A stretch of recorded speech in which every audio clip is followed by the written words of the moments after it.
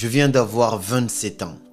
Voici 11 leçons précieuses que la vie m'a enseignées durant ces dernières années. À l'âge de 27 ans, j'ai accompli quand même pas mal de choses, personnellement tout comme professionnellement. Je suis fier et en gratitude avec toutes ces choses-là. J'ai pas mal de diplômes universitaires, de licences, un master, un autre diplôme, ainsi de suite. Mais je suis toujours à l'école de la vie. Et cette école de la vie m'a enseigné pas mal de belles choses, des choses précieuses qui m'ont même permis de devenir riche, que je vais te partager dans cette vidéo-là. Mais avant de commencer à te partager ces leçons-là, sache que mon livre Les mots pour les mots est disponible sur Amazon si tu ne l'as pas encore acquis. Lors de la conférence Le concert éducatif en Guinée, le livre était en rupture de stock au bout de 40 minutes seulement. Donc, c'est toujours disponible sur Amazon, n'hésite pas, le lien se trouve dans la description de cette vidéo, tu peux aller directement t'en procurer. La première plus belle leçon que la vie m'a enseignée ces derniers temps, c'est que la vie n'est pas une course de vitesse, c'est plutôt une course de fond.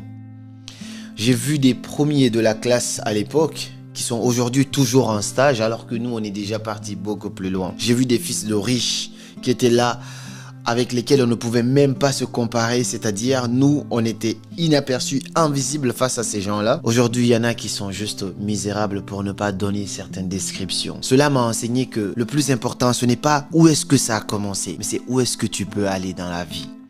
Donc regarde autour de toi, regarde ta vie aujourd'hui. Et ne regarde pas seulement là où tu es. Essaye de te projeter et te dire que tout peut absolument changer dans la vie. Il suffit d'un déclic pour changer tout ça, mais tout peut absolument changer. Donc, cette belle leçon, je l'ai incarnée et me rends compte que ne pas envier qui que ce soit, apprécier la réussite, le succès, le bonheur de chacun, parce que ton tour finira par arriver un jour. À cet âge, la deuxième plus belle leçon que la vie m'enseigne finalement, c'est de me rendre compte que le grand secret de la motivation, c'est savoir pourquoi on fait les choses et savoir avec clarté pourquoi on fait les choses. Avoir un pourquoi, c'est comme par exemple deux exemples tout court. C'est-à-dire, tu as le choix. Si un enfant fait des bêtises, tu peux soit le frapper, lui dire ne fais pas ça, ainsi de suite, ou soit tu lui expliques pourquoi le fait de ne pas faire ça n'est pas bien. Lorsqu'il comprendra le pourquoi, même quand tu ne seras pas là, il ne le fera jamais. Et bien avoir un pourquoi, c'est exactement ça.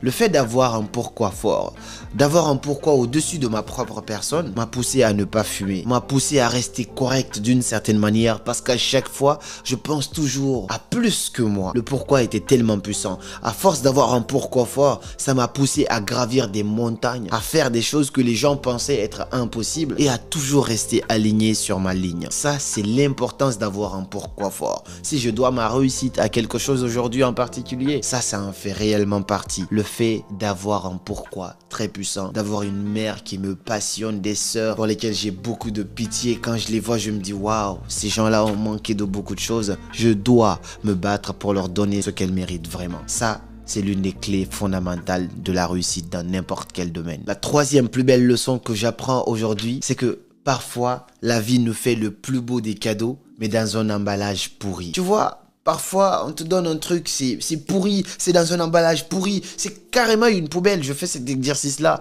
dans la plupart de mes conférences. Mais souvent, comme l'emballage est pourri, on a du mal à prendre ça. On refuse de prendre parce que c'est pas joli. C'est le cas quand la vie m'a pris mon père. C'était le plus beau cadeau qu'on pouvait me faire, mais dans un emballage pourri, un emballage difficile à accepter. Je suis allé en dépression, c'était dur de voir ça en face. Mais derrière ça, c'était en fait le déclic de ma vie. Depuis ça, ma vie n'a plus jamais été la même chose. C'est l'exemple aussi que je te dirais, suite à une rupture amoureuse, tu vas perdre quelqu'un, la vie va te prendre quelqu'un dans ta vie comme ça en rupture. Tu vois la personne, mais tu dois vivre loin de cette personne. Ça fait mal. Et peut-être que c'est le plus beau des cadeaux que la vie est en train de te faire. Peut-être que c'est suite à cela que tu vas reprendre ta vie en main, te transformer physiquement, financièrement, socialement et dans tous les aspects. Et c'est pourquoi quand j'ai été en Allemagne, Tony Robbins, lors de sa conférence à Cologne, il a dit quelque chose qui m'a toujours marqué. Il a dit « We don't experience life. We just experience life we focus on. » On ne fait pas l'expérience de la vie, on fait l'expérience de la vie sur laquelle on se concentre. Dans mon livre, dans la dernière page, je m'appuie encore sur ça. J'avais écrit mon livre avant, mais c'est quand on dit ton histoire, ton vécu sera soit une raison pour toi de réussir et d'avancer de manière incroyable, ou soit une excuse pour que tu restes là où tu es aujourd'hui et que tu continues à rejeter la faute sur les autres ou sur les événements. La vie te fait un cadeau. C'est toi qui décides finalement d'en faire soit un citron ou soit une limonade. On a toujours le dernier choix là-dessus. La quatrième leçon que la vie m'enseigne du haut de mes 27 ans, c'est que si tu dois choisir entre, ça c'est pour les hommes particulièrement, entre une femme et ta passion, tes rêves, ton objectif de vie, si tu es en couple, tu es jeune, tu as 22 ans, 25 ans, je sais pas, peu importe 30 ans, et avec une femme mais qui te demande de choisir entre tes rêves, ta passion ou elle, choisis ta passion. Choisis ton objectif. Ça ne veut pas dire que tu ne dois pas lui donner du poids. Si tu ne peux pas choisir les deux, choisis tes rêves. Parce que si tu ne choisis pas tes rêves, si tu abandonnes tes rêves pour une personne, la personne va te quitter un jour parce que tu n'as pas de rêve. Mais si tu choisis ta passion, tes rêves, ton objectif, tes ambitions, lorsque tu vas les atteindre, tu vas voir plusieurs types de cette personne-là. C'est-à-dire tu auras le choix après. Et cette même personne qui est partie finira par revenir. Je te dis ça par expérience. Ce que je partage aujourd'hui, c'est vraiment par vécu que je le partage. Choisis tes rêves, tu ne le regretteras pas, j'en suis sûr et certain. La cinquième plus belle leçon que la vie m'enseigne, c'est que la réussite a 1000 pères et la défaite est orpheline. Au fur et à mesure de mon évolution et du succès dans mon travail que je fais, j'ai remarqué une chose. À l'époque, il y a des gens que je n'appelais pas, que je n'écrivais pas, que je n'invitais pas, mais tout le monde s'en battait les couilles. Personne ne me faisait des reproches par rapport à cela, ainsi de suite. Et aujourd'hui, je remarque, au fur et à mesure que j'ai du succès dans mon travail, des gens me reprochent des choses débiles. Oh, tu m'as pas appelé. Oh, tu m'as pas invité. Oh, tu n'as pas... En fait, des reproches qui vont sortir de un peu partout. Et du coup, la question, c'est est-ce que tu vas plutôt essayer de ne pas avoir de succès pour ne pas avoir ce type de reproches-là? Ou sinon même, tu te poses la question, ils étaient où ces gens-là avant, quand j'étais rien, quand je les appelais pas avant, ils m'appelaient pas, ainsi de suite. Aujourd'hui, même si je fais quelque chose, il faut que j'invite... Et il y a des gens qui vont te blâmer. Imagine, tu connais 500 personnes, il y a une personne parmi ces 500 qui va te blâmer. Oh, tu m'as pas invité, comment tu peux te rappeler de tout le monde? Mais toi, tout le monde se rappellera de toi. Parce que la réussite a 1000 pères. Tu es le cousin du fils de la tante de ainsi de suite de tout le monde. Mais si tu échoues, tu n'appartiens à personne. Et ça, c'est une leçon de vie qu'il faut comprendre et l'accepter. Est-ce que tu dois arrêter de réussir parce que tu n'as pas envie que tout le monde... Non, non, non. Tu dois quand même réussir et apprendre à dealer avec ça. Ainsi va la vie. Leçon numéro 6. Nous sommes la moyenne des personnes que l'on fréquente le plus. Si tu traînes avec 5 pauvres, j'en suis sûr et certain, le 6e pauvre, c'est toi. Si tu traînes avec 5 bêtes, le 6e bête, c'est toi. Si tu traînes avec 5 joueurs de PlayStation, le 6e joueur de PlayStation, c'est toi. Si tu traînes avec 5 entrepreneurs, je suis persuadé que c'est juste une question de temps. Tu seras le 6e entrepreneur. Notre entourage représente la clé de soit notre réussite ou soit de notre échec. Fais attention à qui tu fréquentes, je te dis ça en vraie connaissance de cause. Apprends à t'entourer de personnes qui ont la vie que tu aimerais avoir. La plupart de mes amis, c'est des multimillionnaires. Pas parce que je suis matérialiste, pas du tout. J'ai des amis aussi avec lesquels je joue PlayStation. Mais j'aime bien conditionner mon cerveau à m'habituer à ce cercle-là. Comme ça devient accessible aussi pour moi parce que tout est une question de standard. La qualité de ta vie dépend de tes standards. Si tu as des standards élevés et que pour toi, 1 million d'euros, c'est pas beaucoup d'argent, un jour, tu finiras par l'acquérir parce que dans ton cerveau, c'est pas beaucoup d'argent. Mais si dans ton cercle, tout le monde pense qu'1 million, c'est beaucoup d'argent, finalement, toi aussi, ta barrière, ta limite sera 1 million. Tu vas te dire que c'est beaucoup d'argent. Voici un peu pourquoi c'est important de filtrer ton entourage, de t'entourer de gens positifs, de t'entourer de gens qui te tirent vers le haut et qui t'inspirent. Entoure-toi de gens dont tu rêverais avoir leur vie. La 7e leçon que j'apprends du haut de mes 27 ans, c'est quoi? C'est ne pas remettre la santé au second degré. La santé doit être la priorité dans ta vie. Il y a cette belle citation qui dit que si tu ne prends pas le temps pour ta santé, alors tu finiras par prendre du temps pour ta maladie. J'ai été au Maroc récemment pour rendre visite à un ami dont le père était malade. Son père, c'était un militaire avant, très bien battu, joyeux, avec plein d'ambitions et de rêves. Et je vois ce monsieur allongé sur son lit d'hôpital. Le seul rêve que ce monsieur a finalement, c'est comment se remettre. Comment être rétabli pleinement. Et donc tous les autres rêves tombent à l'eau. La seule priorité finalement, c'est comment récupérer sa santé. Et là, ça te donne une très belle leçon. Tu vois un monsieur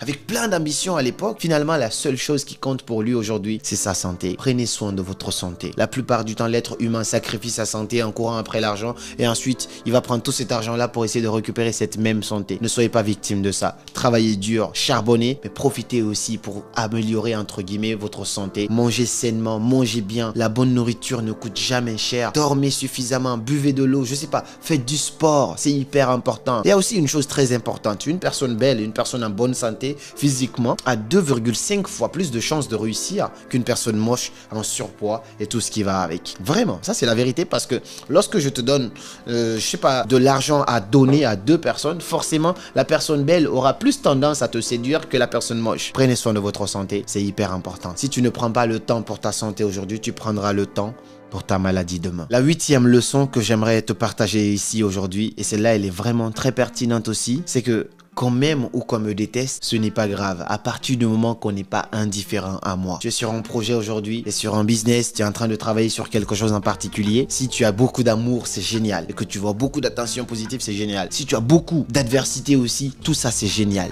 Ce qui est dangereux, c'est l'indifférence à ton égard. Tant qu'on n'est pas indifférent à toi, tu es bien. C'est un peu subtil, il faut le comprendre, il faut s'asseoir et méditer là-dessus pour comprendre. Mais si tu es dans un projet et que tu es en train de travailler sur un projet et que tout le monde applaudit, mais vite fait, il n'y a pas vraiment d'engouement, c'est juste on te laisse tranquille, tu déranges personne, change de projet ou augmente ton projet. Sincèrement, il faut beaucoup d'amour, mais en quantité, des super fans ou des vrais aigris. Lorsque tu es dans ça, tant mieux pour toi. Il faut éviter l'indifférence. C'est comme avec une femme. Lorsqu'une femme te fait des reproches, machin, elle te prend la tête, c'est parce qu'elle t'aime encore. Et lorsqu'elle te donne encore de l'amour, tout ça c'est génial. Il faut préférer les deux extrémités. Mais le jour où une femme elle est indifférente à toi, tu as tout perdu. Parce que là, c'est bon, tu l'as perdu, c'est fini. Soit elle est excessivement jalouse, soit elle est vraiment attentionnée, elle t'aime, ainsi de suite. Elle te prend la tête, machin, tout ça c'est génial. Mais le jour où elle arrête tout ça, it's done, c'est fini. Ça c'est une très belle leçon que la vie m'a enseignée. La 9e leçon que la vie m'enseigne ici, c'est... Votre partenaire de vie est le plus grand choix et le choix le plus important de votre vie. Si tu choisis bien ta partenaire ou ton partenaire de vie, tu peux faire x2 sur tout ce que tu as. Si tu choisis mal ton ou ta partenaire de vie, tu peux tout diviser par 2. Aujourd'hui, la société nous pousse à nous mettre dans les bras des gens par précipitation, parce qu'il faut se marier. Je connais des tas de femmes qui ne sont pas mariées, qui ressentent une sorte de pression, de stress. Elles ont tout presque et elles entreprennent et se battent dans leur vie, mais juste parce qu'elles n'ont pas de mari et la société impose un petit peu ça, je comprends. Mais ça fait que certains se retrouvent précipitamment dans les mains de n'importe qui. Si tu choisis mal la mauvaise femme ou le mauvais mari pour toi, ta vie risque de devenir l'enfer sur terre. Si tu choisis bien ton ou ta partenaire de vie, chez toi, ça peut être un cocon paradisiaque, tu auras tout le temps hâte de rentrer chez toi. Et je souhaite cela à tout le monde. C'est pas évident, dans le sens où il faut prier que Dieu fasse en sorte que tu tombes sur la bonne personne pour toi. Si tu trouves cela, je pense que tu auras trouvé ton plus bel investissement. Sincèrement. 10. La plus belle des compétences de tous les temps, la meilleure compétence qui m'a changé la vie radicalement, c'est l'art oratoire. Savoir parler, savoir utiliser les beaux mots à la bonne place. Lorsqu'on regarde beaucoup de présidents qui ont marqué l'histoire, c'était pas forcément les plus intelligents. Non.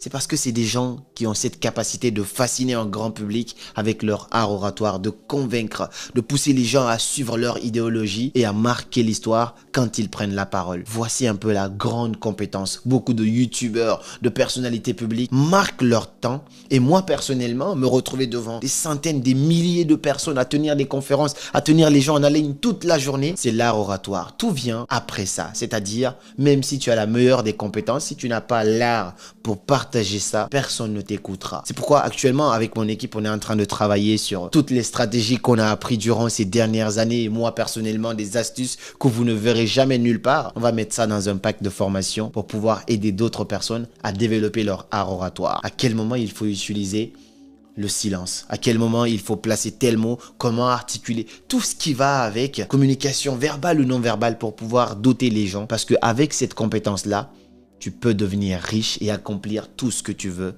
dans la vie. L'art oratoire peut même te sortir de prison si tu sais comment l'utiliser. Et le dernier grand conseil que je voulais partager ici dans cette vidéo, la dernière leçon dont je me souviens à la fin de cette vidéo pour cette année 2024, c'est renforce ton réseau. Qui tu connais parfois, c'est beaucoup plus important que ce que tu sais. Avoir un réseau, savoir quelqu'un qui connaît quelqu'un, ça peut sauver des vies, ça peut ouvrir n'importe quelle porte. J'ai compris l'importance de ça en étant dans des vrais projets d'entrepreneuriat sur le terrain, en Afrique ou partout où j'ai bougé ces derniers temps. Le simple fait de connaître quelqu'un qui connaît à son tour 10 autres personnes peut t'ouvrir au moins 9 portes. Donc parfois, c'est hyper important de mettre son ego de côté, d'aborder les gens pertinents, les gens importants, parce que chaque personne connaît aussi quelqu'un qui peut aussi connaître quelqu'un. Ça ne veut pas dire que tu dois être ami avec tout le monde, mais tu dois remplir ton carnet de réseau et avoir une liste de contacts, des cartes de visite ou je sais pas, une liste où tu sais que telle personne c'est l'ami de l'ambassadeur d'ici, ainsi de suite. Ça va ouvrir n'importe quelle porte. Apprends à renforcer ton réseau. C'est l'une des meilleures clés. Comment on fait ça? C'est en participant à des événements, en bougeant, en participant à des conférences, en abordant les gens de façon respectueuse et professionnelle.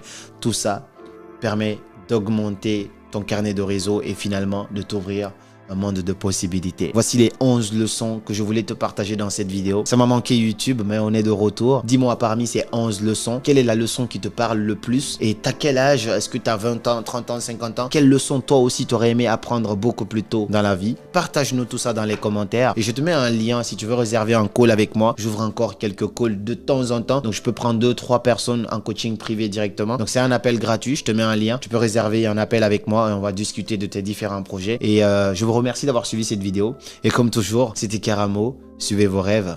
Ils connaissent le chemin.